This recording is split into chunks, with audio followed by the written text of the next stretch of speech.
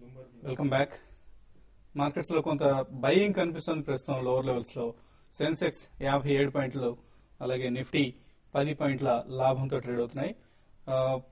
దీనికి సంబంధించిన మరింత విశ్లేషణ అందించడానికి ప్రస్తుతం ఢిల్లీ నుంచి equitystrategist.com పార్ట్నర్ డి ప్రసాద్ గారు టెలిఫోన్ లైన్ లో సిద్ధంగా ఉన్నారు. ప్రసాద్ గారు, గుడ్ ఆఫ్టర్నూన్.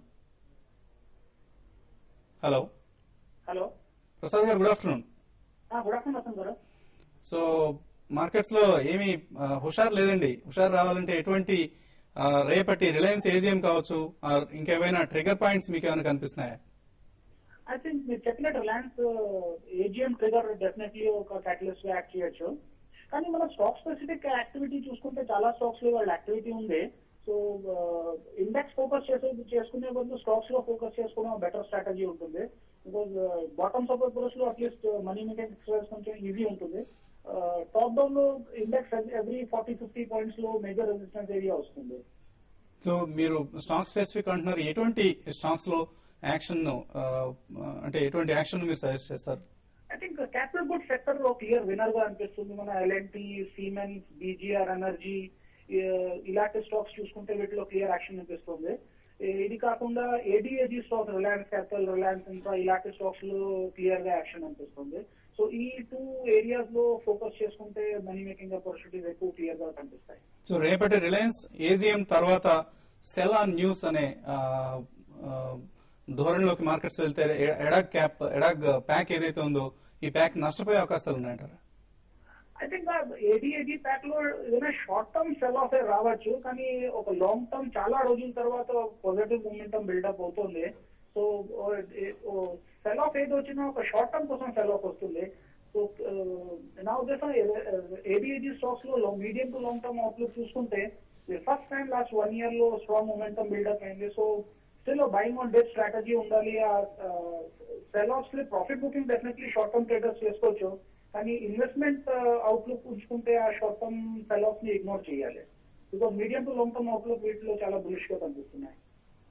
ఓకే అండి. ఇన్ఫాక్ట్ నిన్న మీరు సజెస్ట్ చేసిన బీజీఆర్ ఎనర్జీని మనం ఆల్రెడీ వ్యూవర్స్ కి ఇవ్వడం జరిగింది. ఇంకేదైనా అదర్ స్టాక్ ఏదైనా మీరు రికమెండ్ చేస్తున్నారా? ఇది కాకుండా I think Talwalkar fitness around 184-185 major resistance area cross అయింది. 196 హై మార్నింగ్ క్రాస్ అయింది, వెళ్ళి మళ్ళీ అగైన్ 187 లో ట్రేడ్ అవుతుంది. సో ఈ లెవెల్లో ఒక మంచి వాల్యూ బై అనిపిస్తుంది. 220-225 రూపీస్ టార్గెట్ ఈజీలీ రావచ్చు. అది రావడానికి 5 days పట్టొచ్చినా 20 days పట్టొచ్చినా, కానీ డెఫినెట్లీ ఆ టార్గెట్ క్వైట్ అచీవబుల్ అనిపిస్తుంది. షార్ట్ టర్మ్ లో వచ్చే అవకాశం ఉందంటారు? ఆ షార్ట్ టర్మ్ లో వచ్చే అవకాశం ఉంది. బికాస్ ఈ మధ్యన ఫ్యాన్సీ న్యూలీ లిస్టెడ్ స్టాక్స్ లో చాలా ఎక్కువ వస్తుంది. లైక్ జూబిలియంట్ ఫుడ్స్ లో వచ్చింది, చాలా స్ట్రాంగ్ రన్అప్ వచ్చింది. ఈ తల్వర్కర్ ఫిట్నెస్ కూడా వాల్యూమ్స్ చూస్తే చాలా ఫండ్ ఇంట్రెస్ట్ కనిపిస్తుంది.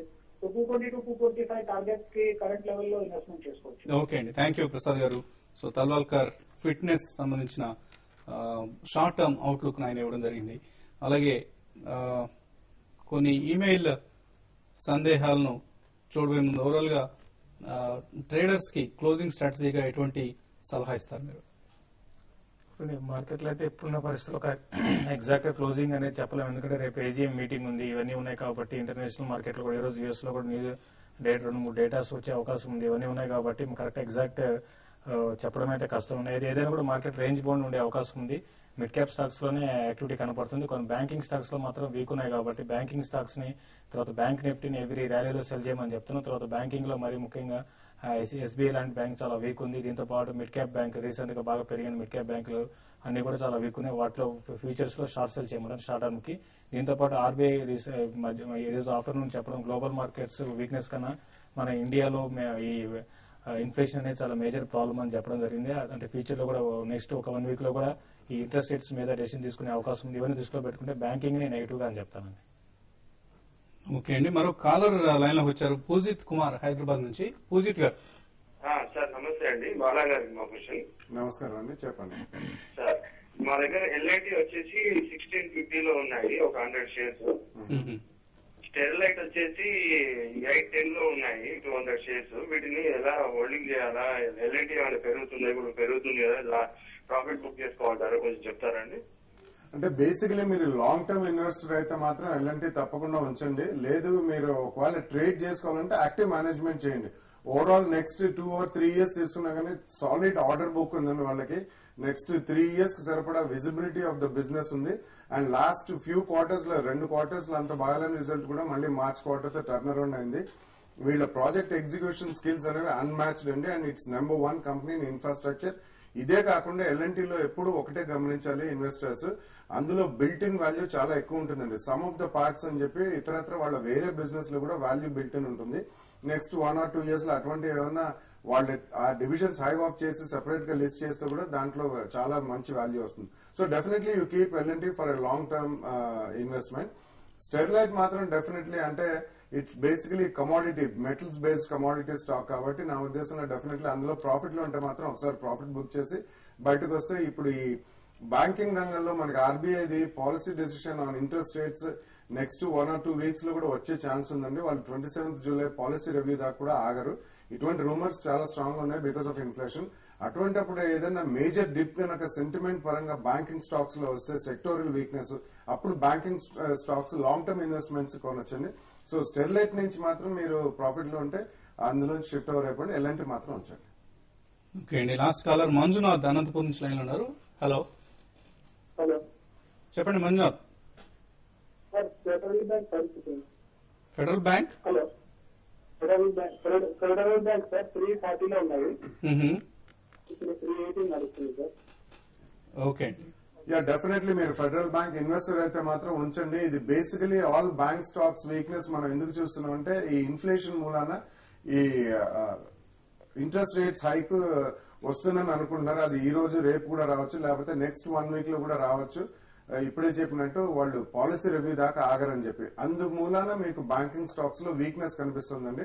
లాంగ్ టర్మ్ పర్స్పెక్టివ్ అట్లీస్ట్ 12 to 18 months ఉంటే మాత్రం తప్పకుండా మీరు ఫెడరల్ బ్యాంక్ ఉంచండి. There is nothing to worry. ఒకటి ఫండమెంటలీ స్ట్రాంగ్ స్టాక్స్ ఇవన్నీ కూడా south India based private sector banks.